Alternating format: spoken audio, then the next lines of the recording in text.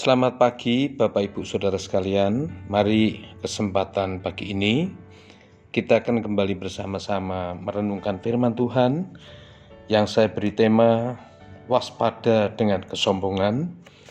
Bacaan Alkitab tertulis di dalam 2 Korintus pasal 12 ayat yang ke-7.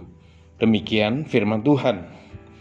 Dan supaya aku jangan meninggikan diri karena pernyataan-pernyataan yang luar biasa itu, maka aku diberi suatu duri di dalam dagingku, yaitu seorang utusan iblis untuk menggocoh aku, supaya aku jangan meninggikan diri.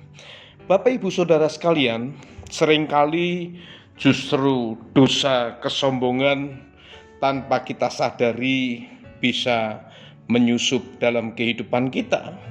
Namun demikian, kalau kita lihat, kesombongan merupakan pelanggaran di hadapan Allah yang berbeda dengan pelanggaran-pelanggaran yang lain. Contoh misalnya dalam hal keuangan atau dalam hal perzinahan. Bisa saja masyarakat ikut menghakimi dalam hal ini, mungkin menjauhi diri kita, atau mereka justru juga menyatakan kita sebagai orang bersalah. Tetapi justru kesombongan ini, Bapak Ibu Saudara sekalian, kalau kita lihat di dalam Alkitab, merupakan lawan Allah yang terutama. Setiap kali pelanggaran kesombongan, justru Tuhan bertindak langsung.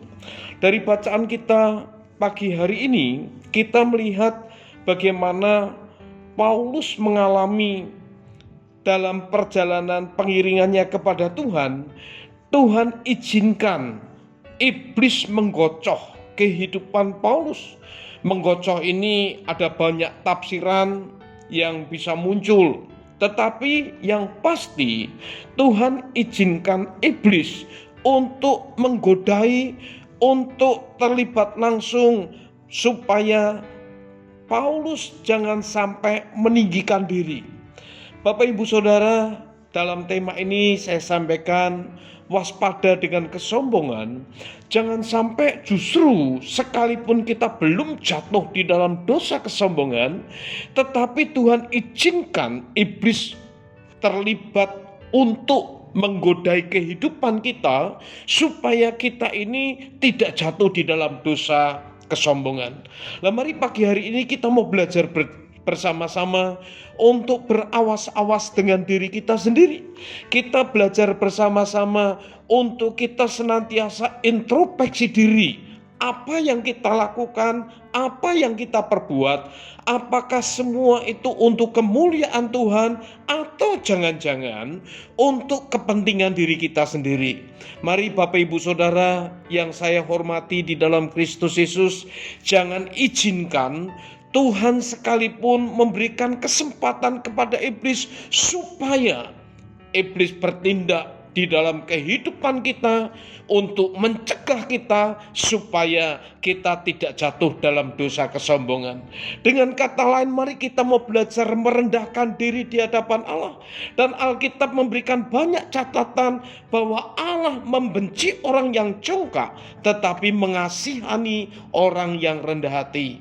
Mari kesempatan pagi hari ini, di awal hari yang baru ini, kita mau belajar bersama-sama apa yang kita buat, apa yang kita lakukan, apa yang kita kerjakan, semuanya kiranya boleh mendatangkan kemurahan, berkat untuk kemuliaan nama Tuhan, sehingga kita boleh senantiasa ada dalam anugerah Tuhan, kita boleh senantiasa ada di dalam pimpinan Tuhan, bahkan Roh Kudus boleh terus memimpin kehidupan kita untuk membawa kita kepada kemuliaan Allah di dalam kehidupan kita ini. Amin. Mari kita berdoa.